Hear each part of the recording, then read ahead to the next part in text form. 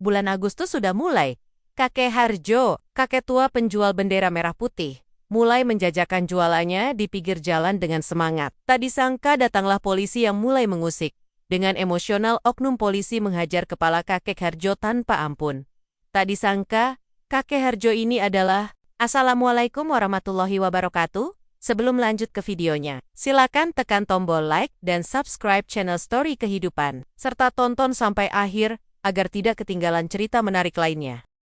Senja itu, langit di atas kota Jakarta memerah jingga, memantulkan bias cahaya ke gedung-gedung pencakar langit yang menjulang angkasa. Di bawahnya, di sudut jalan yang selalu ramai dengan hiruk-pikuk kendaraan dan langkah kaki para pejalan, seorang kakek tua dengan punggung sedikit membungkuk sedang sibuk merapikan dagangannya. Namanya Pak Harjo, seorang lelaki parubaya yang usianya telah melewati angka 70. Rambutnya memutihkan seluruhnya, kontras dengan kulitnya yang kecoklatan akibat terpaan matahari setiap hari. Kerutan-kerutan halus menghiasi wajahnya, menjadi peta perjalanan hidup yang panjang dan penuh liku setiap tahun. Menjelang perayaan kemerdekaan Republik Indonesia, Pak Harjo akan muncul di sudut jalan itu, setia menjajakan bendera merah putih. Dari ukuran kecil yang bisa digenggam tangan anak-anak, hingga ukuran besar yang gagah, berkibar di tiang-tiang rumah. Bendera-bendera itu, dengan warna merah dan putihnya yang tegas, bukan hanya sekadar kain baginya. Mereka adalah simbol dari perjuangan, pengorbanan, dan kemerdekaan yang ia cintai dengan segenap jiwa. Semangat nasionalisme Pak Harjo membara, tak lekang oleh usia, tak padam oleh terik matahari, ataupun dinginnya angin senja. Merah putih, dik, merah putih, suara Pak Harjo serak namun penuh semangat, menyapa setiap orang yang melintas. Senyumnya selalu tulus, menampilkan deretan gigi yang tak lagi lengkap. Anak-anak sekolah seringkali berhenti di lapaknya. Mata mereka berbinar, melihat deretan bendera yang berkibar ditiup angin sepoi-sepoi. Pak Harjo tak pernah pelit, seringkali ia memberikan diskon khusus, bahkan sesekali memberikan bendera kecil secara cuma-cuma kepada anak-anak yang terlihat sangat menginginkannya, namun tak punya cukup uang. Baginya, menanamkan rasa cinta tanah air sejak dini jauh lebih berharga daripada beberapa lembar uang. Hidup Pak Harjo sederhana. Ia tinggal seorang diri di sebuah kontrakan kecil, tak jauh dari tempatnya berjualan. Istrinya telah lama meninggal dunia, dan anak-anaknya merantau keluar kota, jarang sekali menjenguk. Namun, Pak Harjo tak pernah mengeluh. Ia menemukan kebahagiaan dalam kesibukannya, dalam setiap helaan napas yang ia gunakan untuk mencari nafkah halal, dan terutama, dalam setiap bendera yang ia jual. Bendera-bendera itu bukan hanya sumber penghasilan, melainkan juga teman setia yang menemaninya melewati hari-hari sore itu. Suasana di sudut jalan terasa lebih hidup dari biasanya. Para pekerja kantoran bergegas pulang.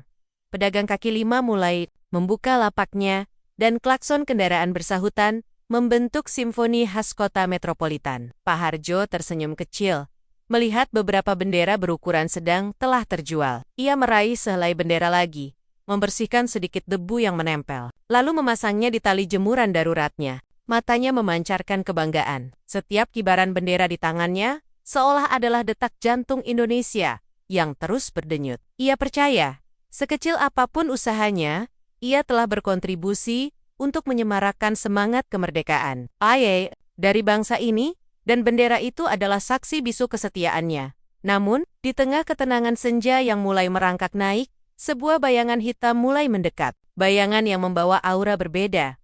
Aura yang akan mengubah senja Pak Harjo menjadi malam yang kelam. Ia tak menyadari bahwa di balik keramaian kota, takdir sedang menyiapkan sebuah ujian berat yang akan mengguncang hidupnya hingga ke akar-akarnya. Sebuah ujian yang akan menguji ketabahan hatinya, sekaligus membuka lembaran lama yang telah lama terkubur dalam-dalam.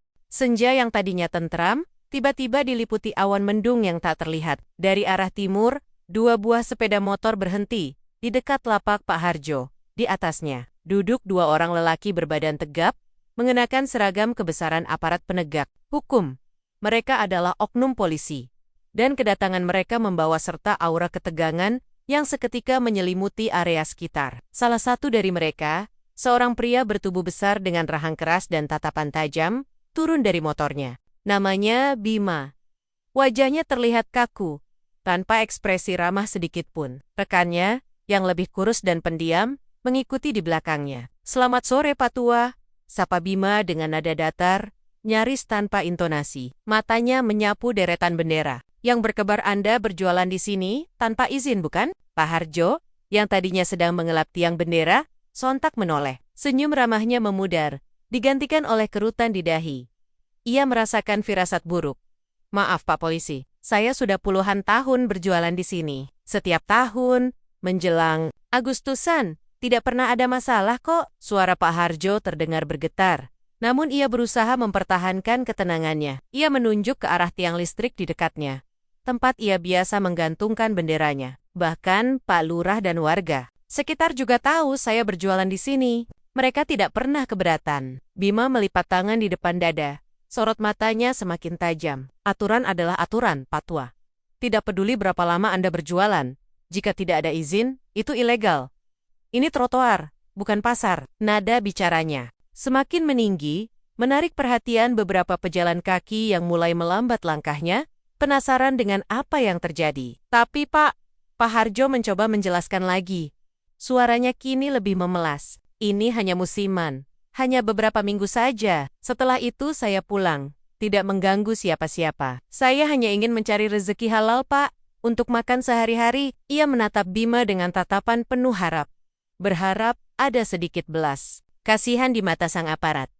Namun, harapan Pak Harjo pupus. Bima tidak menunjukkan tanda-tanda simpati. Justru, rahangnya semakin mengeras. "Tidak ada pengecualian, Pak Tua.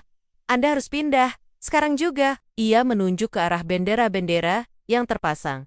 "Bereskan semua ini, atau kami yang akan membereskannya." Rekan Bima, yang sedari tadi hanya diam, kini maju selangkah. Ia terlihat sedikit ragu, namun tak berani membantah atasannya.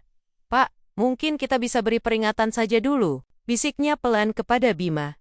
Bima menoleh tajam ke arah rekannya, memberikan tatapan peringatan. Rekannya langsung terdiam, menundukkan kepala. Pak Harjo melihat interaksi itu. Hatinya mencelos.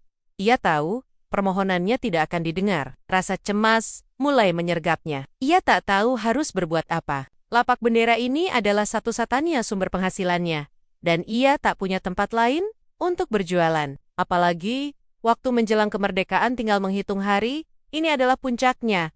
Ia bisa mendapatkan sedikit uang lebih. Pak Harjo kembali memohon. Suaranya kini terdengar putus asa. "Biarkan saya berjualan sampai tanggal 17 nanti. Setelah itu, saya janji akan pindah. Saya tidak punya siapa-siapa lagi, Pak.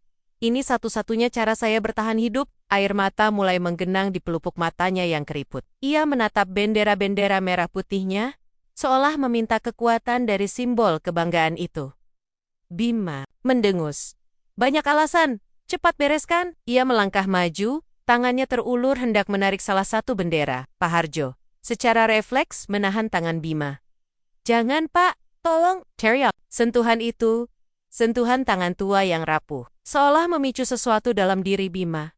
Wajahnya memerah, emosinya yang terpendam tiba-tiba meledak. Ketegangan di udara mencapai puncaknya. Pejalan kaki yang tadinya hanya melambat kini berhenti, sepenuhnya menyaksikan adegan yang tak terduga ini dengan napas tertahan.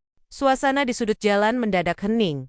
Hanya suara klakson kendaraan di kejauhan yang memecah kesunyian yang mencekam. Sentuhan tangan Pak Harjo pada pergelangan tangan Bima, yang sebenarnya hanya sebuah upaya putus asa untuk menghentikan, justru menjadi pemicu ledakan emosi yang tak terkendali. Mata Bima memerah, rahangnya mengeras, dan urat-urat di lehernya menonjol. Sebuah amarah buta menyelimuti dirinya. Seolah ada sesuatu yang telah lama terpendam, kini menemukan jalannya untuk keluar. "Berani-beraninya kau menyentuhku, Pak Tua?" bentak Bima. Suaranya menggelegar, membuat beberapa pejalan kaki terlonjak kaget. Tanpa peringatan, tanpa belas kasihan, tangan Bima yang kokoh melayang. Sebuah pukulan keras mendarat telak di pipi kiri Pak Harjo. Suara tamparan itu begitu nyaring, memecah keheningan sore, membuat orang-orang yang menyaksikan terkesiap. Pak Harjo terhuyung. Topi lusuhnya terlepas dari kepala, jatuh ke aspal yang kotor. Matanya membelalak, tak percaya dengan apa yang baru saja menimpanya. Rasa sakit menjalar dari pipinya. Namun rasa terkejut dan bingung jauh lebih mendominasi. Belum sempat Pak Harjo menyeimbangkan tubuhnya, Bima kembali melayangkan pukulan. Kali ini, sebuah bogem mentah menghantam rahang Pak Harjo. Kakek itu terhuyung ke belakang, menabrak tiang bendera daruratnya. Tiang itu roboh, dan bendera-bendera merah putih yang tadinya berkibar gagah, kini berserakan di tanah, kotor dan tak berdaya, seperti pemiliknya. Pak Harjo merasakan darah segar mengalir dari sudut bibirnya. Tubuhnya gemetar, bukan hanya karena rasa sakit, tetapi juga karena ketakutan yang mencekam. Ia tak pernah menyangka, di usianya yang senja, ia harus mengalami kekerasan seperti ini. Sudah, kubilang, jangan melawan, geram Bima, napasnya memburu. Ia melangkah maju, mendekati Pak Harjo yang kini terduduk lemas di aspal. Rekan Bima, yang sedari tadi hanya terpaku, kini mencoba maju untuk melerai. Bima, hentikan, jangan begini, serunya, namun suaranya terlalu lemah untuk menghentikan amarah Bima yang membabi buta. Tanpa mengindahkan rekannya, Bima kengk kakinya. Sebuah tendangan keras mendarat di kepala Pak Harjo yang masih terduduk. Tendangan itu begitu kuat, membuat kepala Pak Harjo terhempas ke belakang, membentur aspal dengan bunyi yang memilukan. Tubuh renta Pak Harjo langsung ambruk, tergeletak tak bergerak di antara tumpukan bendera merah putih yang berserakan. Darah mulai merembes dari pelipisnya, membasahi rambut putihnya. Matanya terpejam, napasnya terhenti, seolah seluruh kekuatan hidupnya telah direnggut paksa. Orang-orang yang menyaksikan adegan brutal itu terdiam, syok. Beberapa wanita menutup mulut mereka, air mata mengalir di pipi. Seorang pemuda yang sedari tadi merekam kejadian itu dengan ponselnya, tangannya gemetar hebat. Ia tak percaya dengan apa yang baru saja ia saksikan. Kamera ponselnya masih merekam, menangkap setiap detail kekejaman yang terjadi. Rekan Bima segera berlutut di samping Pak Harjo, mencoba memeriksa denyut nadinya. Wajahnya pucat pasi. Bima sendiri, setelah melampiaskan amarahnya, terlihat sedikit terengah-engah. Matanya yang tadinya penuh amarah, kini menunjukkan sedikit kekosongan. Seolah ia baru saja terbangun dari mimpi buruk. Ia memandang tubuh Pak Harjo yang tergeletak tak berdaya, lalu menatap kerumunan orang yang memandangnya dengan tatapan jijik dan marah. Suasana di sudut jalan itu berubah total. Dari riuh rendah aktivitas sore, kini menjadi saksi bisu sebuah tindakan keji yang akan membekas dalam ingatan banyak orang. Video yang direkam oleh pemuda itu akan segera menjadi api yang membakar kemarahan seluruh negeri. Malam itu, dunia maya bergejolak. Video berdurasi kurang dari 1 menit yang merekam detik-detik penganiayaan Pak Harjo oleh oknum polisi, menyebar bak api di padang rumput kering. Judul-judul provokatif seperti kakek penjual bendera dihajar polisi atau ironi kemerdekaan, pejuang bangsa dianiaya aparat, memenuhi lini masa media sosial. Setiap detik, jumlah penonton video itu melonjak, dibarengi dengan ribuan komentar kemarahan, kekecewaan, dan seruan untuk keadilan. Ini keterlaluan, bagaimana bisa aparat bertindak sekeji ini pada orang tua?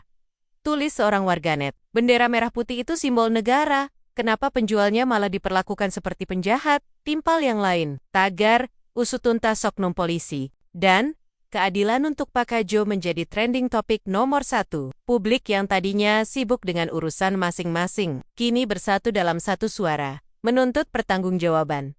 Di rumah sakit, Pak Harjo terbaring lemah. Kepala bagian pelipisnya diperban tebal, dan ada memar kebiruan di pipi serta rahangnya. Matanya masih terlihat kosong, sesekali ia mengerang pelan menahan nyeri. Ia tak tahu menahu tentang kegaduhan di dunia maya. Yang ia tahu hanyalah rasa sakit yang menusuk, dan kebingungan, mengapa ia harus mengalami semua ini. Seorang perawat muda bernama Indah, dengan wajah sendu, setia menemaninya. Indah adalah orang pertama yang menemukan Pak Harjo tak sadarkan diri di pinggir jalan. Setelah dihubungi oleh pemuda yang merekam video, ia merasa iba melihat kondisi kakek tua itu. Berita tentang penganiayaan Pak Harjo tak hanya menyebar di media sosial, tetapi juga menarik perhatian media massa nasional. Stasiun televisi, surat kabar, dan portal berita online berlomba-lomba memberitakan insiden ini. Wajah Pak Harjo yang terluka, terpampang di mana-mana, menjadi wajah simbol ketidakadilan. Beberapa tokoh masyarakat, aktivis hak asasi manusia, dan bahkan anggota parlemen mulai angkat bicara, mengecam tindakan brutal oknum polisi tersebut, dan mendesak kepolisian untuk segera mengambil tindakan tegas. Ini adalah tamparan keras bagi institusi kepolisian, ujar seorang pengamat hukum dalam sebuah acara talk show televisi. Bagaimana mungkin seorang aparat yang seharusnya melindungi masyarakat justru melakukan tindakan sebrutal itu terhadap warga sipil yang tak berdaya?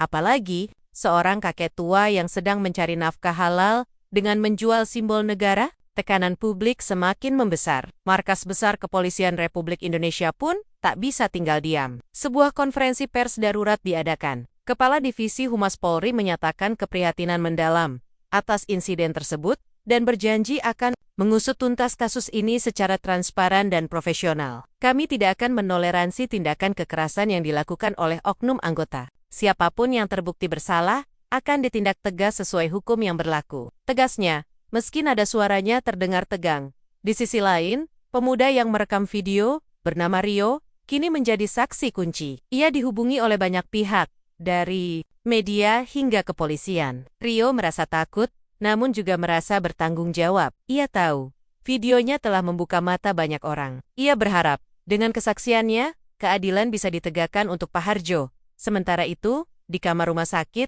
yang sunyi, Pak Harjo perlahan membuka matanya. Ia melihat Indah duduk di sampingnya, memegang tangannya dengan lembut. "Nah, Indah," bisiknya lemah, "bendera-bendera saya, bagaimana nasibnya?" Pertanyaan itu, yang keluar dari lubuk hatinya yang paling dalam, menunjukkan betapa besar cintanya pada bendera merah putih. Bahkan di tengah penderitaannya, Indah menahan air matanya. Ia tahu, perjuangan Pak Harjo belum berakhir. Badai kemarahan publik baru saja dimulai. Dan di baliknya, sebuah kebenaran yang lebih besar sedang menunggu untuk terang. Setelah badai kemarahan publik tak terbendung, Divisi Profesi dan Pengamanan Propam Kepolisian Republik Indonesia segera membentuk tim investigasi khusus. Mereka bergerak cepat, menyadari betapa sensitifnya kasus ini di mata masyarakat. Target utama mereka adalah oknum polisi yang terlibat, terutama Bima, yang aksinya terekam jelas dalam video viral. Pagi itu, Bima dan rekannya dipanggil menghadap tim Propam. Ruangan interogasi terasa dingin dan mencekam. Bima duduk dengan wajah tegang, berusaha menyembunyikan kegelisahan di balik ekspresi datarnya. Ia tahu, karirnya di ujung tanduk. Rekannya, yang lebih muda dan terlihat ketakutan, hanya bisa menunduk. "Jelaskan kronologi kejadian sore itu, Saudara Bima."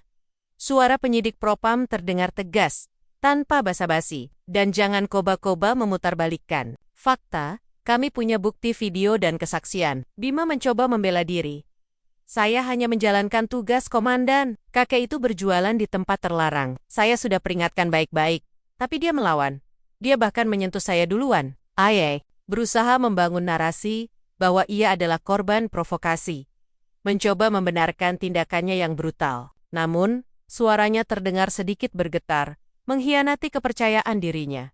"Menyentuh? Apakah menyentuh itu pantas dibalas dengan pukulan dan tendangan ke kepala, Saudara Bima?" tanya penyidik dengan nada menusuk. "Apakah itu sesuai dengan prosedur standar operasional? Apakah itu etika seorang penegak hukum?" Bima terdiam. Ia tak bisa menjawab. Argumennya runtuh di hadapan rekaman video yang tak bisa berbohong. Tim investigasi tidak hanya fokus pada Bima. Mereka juga mengumpulkan keterangan dari Rio, pemuda yang merekam video, serta Indah, perawat yang menolong Pak Harjo.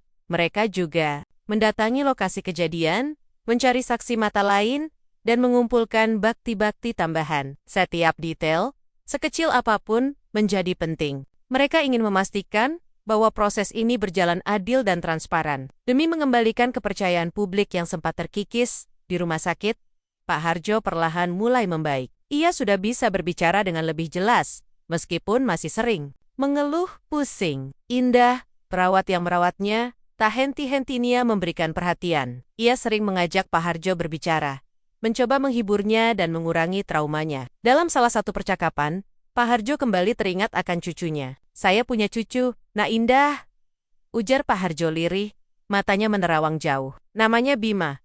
Dulu, waktu kecil, dia sering ikut saya berjualan. Anak itu pintar, tapi nakal sedikit. Setelah orang tuanya meninggal, dia dibawa ke panti asuhan. Saya sudah mencari kemana-mana, tapi tidak pernah ketemu lagi." Pak Harjo menghela napas panjang. Sorot matanya dipenuhi kerinduan dan kesedihan. "Saya harap dia baik-baik saja, dimanapun dia berada." Indah mendengarkan dengan saksama. Ia merasakan kepedihan Pak Harjo. Ia tak tahu mengapa. Namun nama Bima yang disebut Pak Harjo terasa familiar. Ia teringat nama oknum polisi yang menganiaya Pak Harjo. Sebuah firasat aneh menyelimutinya, namun ia menepisnya. Mungkin hanya kebetulan nama yang sama, pikirnya. Sementara itu, tim investigasi mulai menggali lebih dalam latar belakang Bima. Mereka memeriksa catatan dinasnya, rekam jejaknya di kepolisian, dan juga kehidupan pribadinya. Mereka menemukan bahwa Bima adalah seorang yatim piatu yang dibesarkan di panti asuhan. Ia dikenal sebagai pribadi yang keras dan disiplin, namun juga memiliki riwayat emosi yang tidak stabil. Semakin dalam mereka menggali, semakin banyak potenggen-potenggen teka-teki yang mulai saling terhubung. Sebuah benang merah tipis mulai terlihat, menghubungkan masa lalu Bima dengan kisah Pak Harjo yang pilu. Investigasi ini bukan hanya tentang mencari keadilan, tetapi juga tentang mengungkap sebuah takdir yang tersembunyi. Penyelidikan terhadap Bima semakin intensif. Tim Propam tidak hanya memeriksa rekam jejaknya di kepolisian, tetapi juga menggali lebih dalam ke masa lalunya yang tersembunyi. Mereka menemukan bahwa Bima memang memiliki latar belakang yang cukup kelam. Ia adalah seorang yatim piatu sejak usia yang sangat muda. Kedua orang tuanya meninggal dalam sebuah kecelakaan tragis. Setelah itu,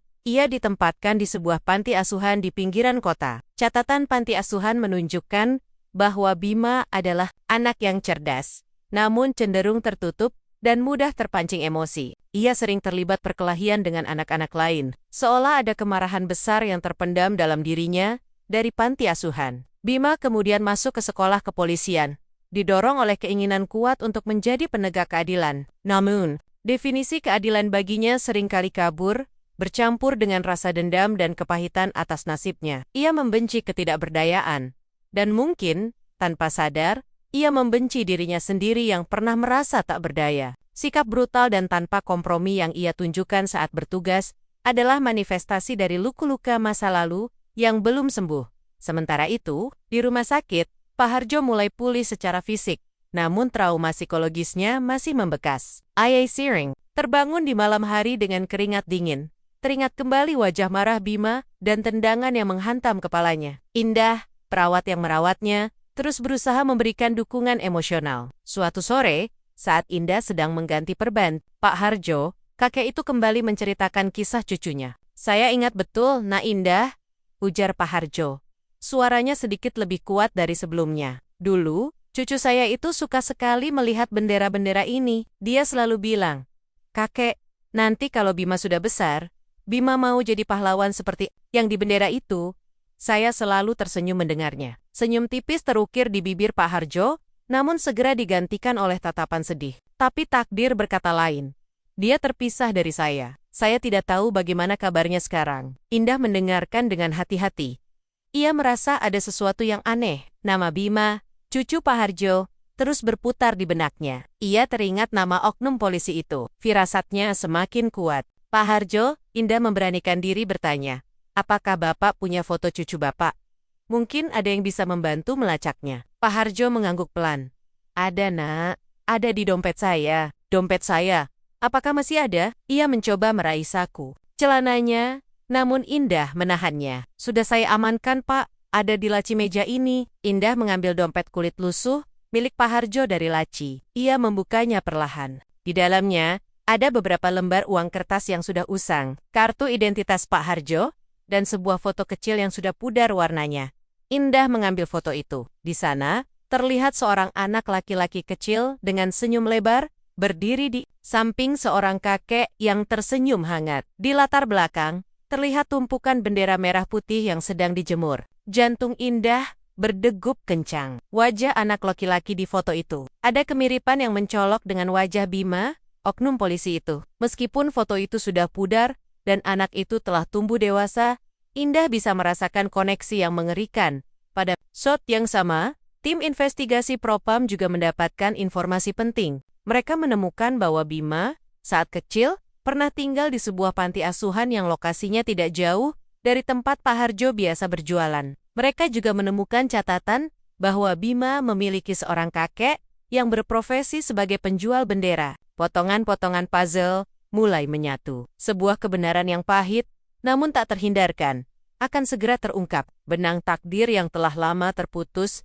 kini perlahan-lahan kembali terjalin, membawa serta sebuah kenyataan yang akan mengguncang banyak pihak. Di ruangan investigasi Propam yang sunyi, suasana terasa begitu tegang. Sebuah foto usang tergeletak di atas meja, menjadi pusat perhatian. Foto itu adalah milik Pak Harjo, yang ditemukan oleh perawat Indah dan kemudian diserahkan kepada tim. Cek, di foto itu, seorang anak laki-laki dengan senyum ceria, berdiri di samping seorang kakek yang wajahnya tak asing lagi Pak Harjo muda. Di belakang mereka, terlihat deretan bendera merah putih yang sedang dijemur, seolah menjadi saksi bisu kebahagiaan sederhana.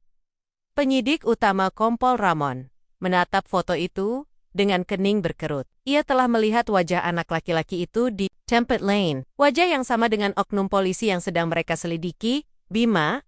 Ia mengambil beberapa foto Bima dari arsip kepolisian, membandingkannya dengan foto usang di tangannya. Jantungnya berdegup kencang. Meskipun ada perbedaan usia dan garis wajah yang lebih keras pada Bima dewasa, kemiripan itu tak bisa disangkal. Hidung yang sama, bentuk mata yang serupa, bahkan lekukan bibir saat tersenyum ini tidak mungkin. Gumam Kompol Rahman. Suaranya nyaris tak terdengar. Ia memanggil timnya. Coba kalian lihat ini. Para anggota tim investigasi mengerumuni meja, mata mereka membelalak melihat perbandingan foto itu. Sebuah keheningan mencekam menyelimuti ruangan. Kebenaran yang mengerikan, yang tak pernah mereka duga, kini terpampang nyata di hadapan mereka. Oknum polisi yang dengan brutal menganiaya seorang kakek tua, ternyata adalah cucu kandung dari kakek itu sendiri. Sebuah ironi takdir yang begitu pahit. Panggil Bima sekarang. Perintah Kompol Rahman. Suaranya kini lebih berat. Kita harus menghadapinya dengan ini. Beberapa menit kemudian, Bima masuk ke ruangan. Wajahnya masih menunjukkan ekspresi keras kepala. Namun, saat matanya menangkap foto yang tergeletak di meja, ekspresinya berubah. Matanya membelalak, tubuhnya menegang. Ia mengenali foto itu. Foto masa kecilnya bersama kakeknya, Pak Harjo. Foto yang ia kira telah hilang selamanya. "APA?" tanya Bima. Suaranya serak, mencoba menyembunyikan getaran di dadanya. Kompol Rahman menatapnya lurus. "Ini adalah foto Anda, Bima, bersama kakek Anda, Pak Harjo, kakek yang Anda aniaya sore itu." Kata-kata itu menghantam Bima seperti palu godam. Dunia di sekelilingnya seolah berputar, napasnya tercekat. Jantungnya berpacu tak karuan. Mual, seolah semua isi perutnya ingin keluar. Tidak, ini tidak mungkin. Kakek itu, kakek yang ia pukul, yang ia tendang kepalanya, adalah kakeknya sendiri? Orang yang selama ini ia cari-cari? Orang yang ia rindukan dalam diam? Tidak, itu bohong, teriak Bima. Suaranya pecah. Ia mencoba menyangkal Naman Kinengen. Masa kecilnya tiba-tiba menyeruak, memenuhi benaknya. Aroma bendera, senyum hangat Pak Harjo, cerita-cerita tentang pahlawan. Semua itu kembali, menghantamnya dengan kekuatan penuh. Rasa bersalah, penyesalan, dan kehancuran batin melanda dirinya. Kakinya lemas, ia ambruk ke kursi, tangannya memegangi kepala. "Kami punya bukti, Bima," lanjut Kompol Rahman, nadanya lebih lembut. Melihat kehancuran di wajah Bima, catatan panti asuhan, kesaksian Pak Harjo tentang cucunya yang hilang, dan foto ini, semuanya mengarah pada satu kebenaran. Bima tak bisa berkata-kata. Air mata mulai mengalir deras di pipinya yang kaku. Air mata penyesalan, air mata kepedihan, air mata atas takdir yang begitu kejam. Ia telah menghajar, memukul, dan menendang kepala kakeknya sendiri. Kakek yang ia cintai, yang ia cari, yang ia lukai dengan tangannya sendiri. Rasa jijik pada dirinya sendiri membanjiri hatinya. Ia adalah monster. Ia adalah orang yang paling keji. Kebenaran ini bukan hanya mengguncang Bima, tetapi juga seluruh tim investigasi. Mereka menyaksikan kehancuran seorang pria yang tadinya terlihat begitu keras dan tanpa emosi. Sebuah kisah tragis yang tersembunyi di balik insiden kekerasan. Kini telah terkuak. Dunia akan segera mengetahui kebenaran yang menyakitkan ini. Dan gema penyesalan Bima akan bergema di seluruh negeri. Berita tentang identitas Bima sebagai cucu kandung Pak Harjo menyebar lebih cepat daripada video penganiayaan itu sendiri. Publik terkejut, syok, dan diliputi berbagai emosi. Dari kemarahan dan kebencian, kini muncul simpati yang mendalam terhadap Pak Harjo dan juga rasa iba yang bercampur aduk untuk Bima. Kisah tragis ini menjadi sorotan utama, mengubah narasi dari sekadar kasus kekerasan aparat menjadi drama keluarga yang memilukan di rumah sakit. Pak Harjo telah diberitahu tentang kebenaran yang mengejutkan ini. Awalnya, ia tak percaya. Bagaimana mungkin cucu yang ia kari-kari selama ini justru adalah orang yang melukainya? Hatinya campur aduk antara rasa sakit, kelegaan, dan kesedihan yang mendalam. Ia menangis, bukan karena luka fisiknya, melainkan karena luka di hatinya, yang kini terbuka lebar. Tim Propam memutuskan untuk mempertemukan Pak Harjo dan Bima. Pertemuan itu diatur di sebuah ruangan khusus di rumah sakit, jauh dari sorotan media. Bima masuk ke ruangan itu dengan langkah gontai, wajahnya pucat pasi, matanya bengkak karena menangis semalaman. Ia mengenakan pakaian sipil. Seragam kebanggaannya telah dilucuti. Di depannya, terbaring Pak Harjo, kakek yang ia lukai. K-A-K-E-K... Suara Bima bergetar. Nyaris tak terdengar. Ia berlutut di samping ranjang, menundukkan kepalanya dalam-dalam. Maafkan Bima, kek. Maafkan Bima. Air mata kembali membanjiri pipinya. Ia tak berani menatap wajah Pak Harjo. Rasa bersalah itu terlalu berat untuk ditanggung, Pak. Harjo menatap Bima. Matanya yang keriput kini dipenuhi air mata. Ia mengangkat tangannya yang lemah, menyentuh kepala Bima yang tertunduk. Sentahan, it's you. Sentuhan yang dulu ia berikan saat Bima masih kecil, kini terasa begitu asing, namun juga familiar. Bima, cucuku, bisik Pak Harjo. Suaranya pecah. Kenapa, nak? Kenapa kau tega melakukan ini pada kakekmu sendiri? Bima mengangkat kepalanya. Air mata membasahi wajahnya. Bima tidak tahu, kek. Bima benar-benar tidak tahu kalau itu kakek. Bima hanya marah. Marah pada hidup, marah pada takdir yang memisahkan Bima dari keluarga. Bima tumbuh dengan rasa benci, kek. Bima ingin jadi kuat, ingin jadi penegak keadilan yang tak bisa diinjak-injak. Tapi Bima buta, kek.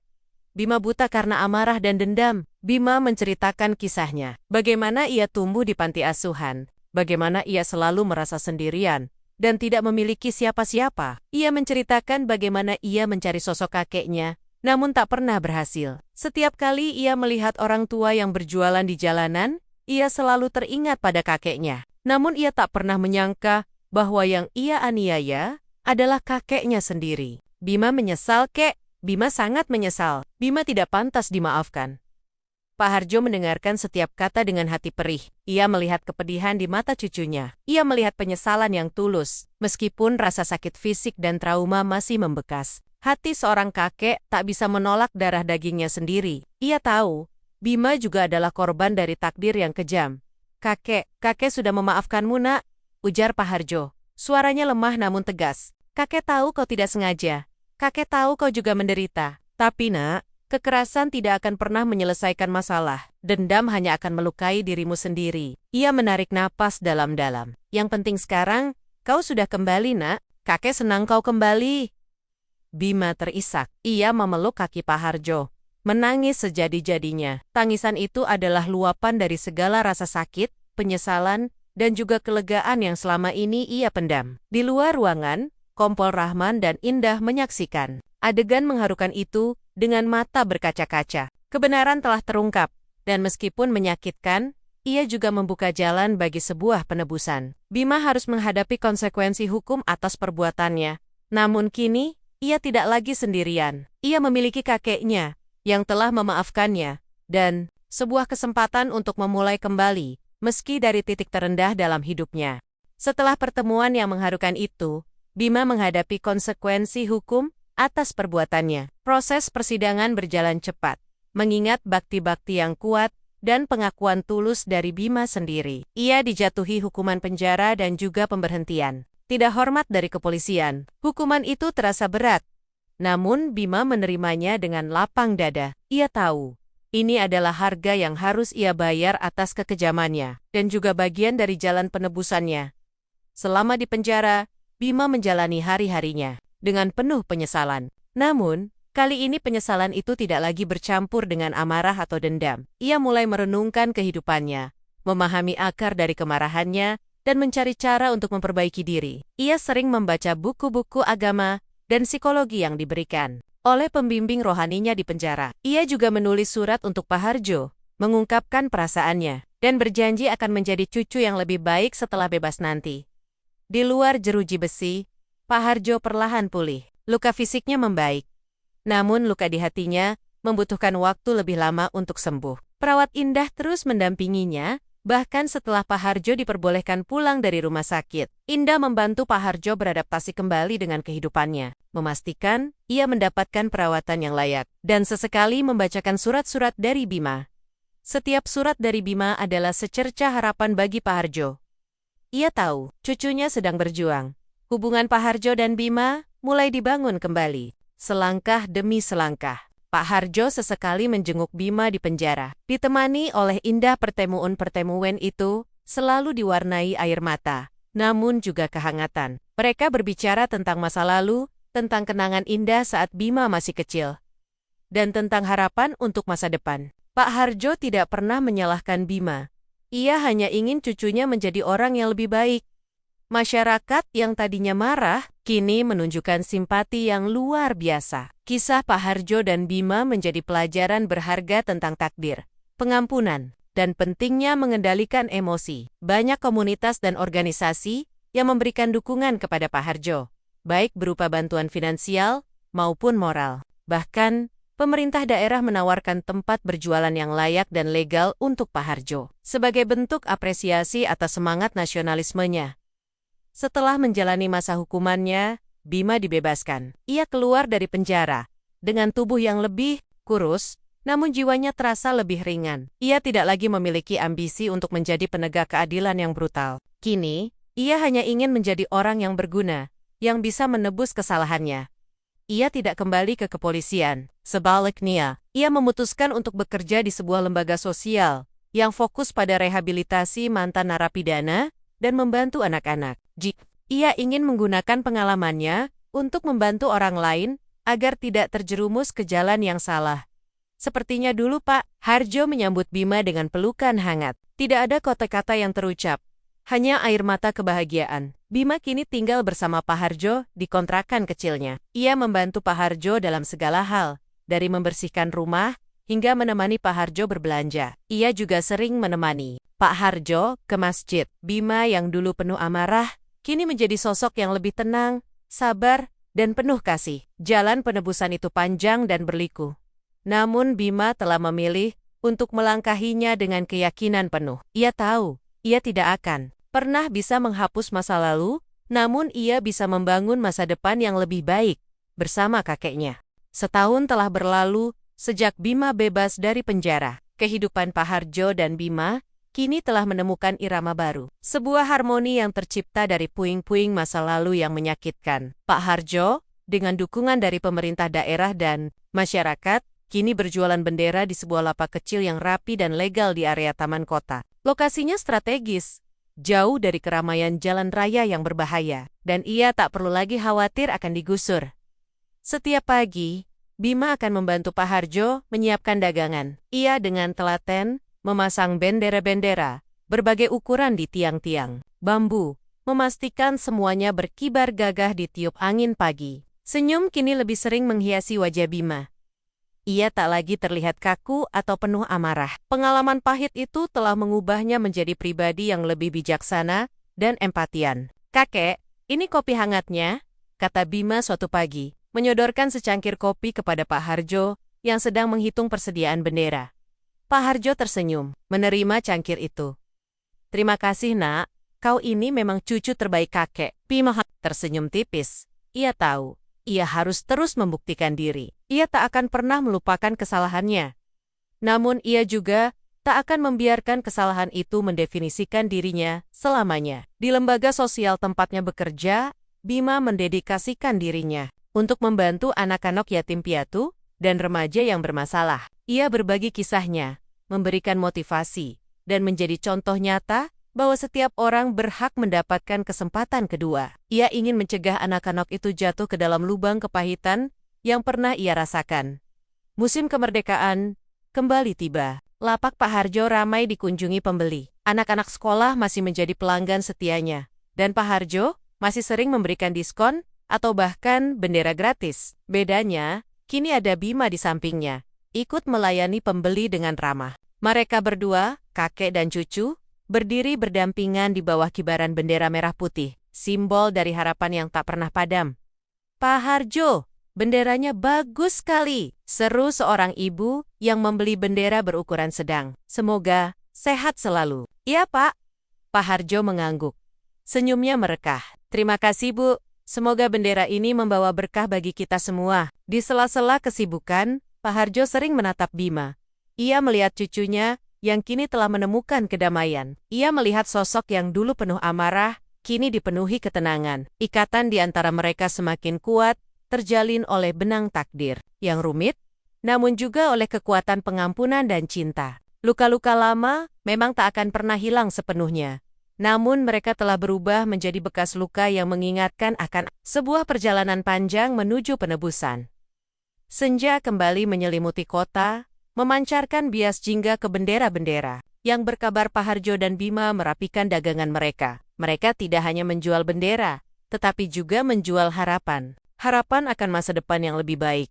Harapan akan keadilan yang sejati, dan harapan akan ikatan keluarga yang tak lekang oleh waktu. Kisah mereka adalah bukti bahwa bahkan dari tragedi yang paling menyakitkan sekalipun, bisa tumbuh tunis-tunas harapan dan penebusan yang indah. Bendera merah putih itu kini berkibar lebih gagah, menjadi saksi bisu dari sebuah kisah tentang takdir, pengampunan, dan cinta yang tak terbatas tentu. Saya akan membuatkan prompt generasi gambar untuk setiap bab dari kisah-kisah bendera harapan, dengan fokus pada detail wajah, pakaian, lokasi, karakter, dan adegan, serta memastikan nuansa Indonesia yang kuat.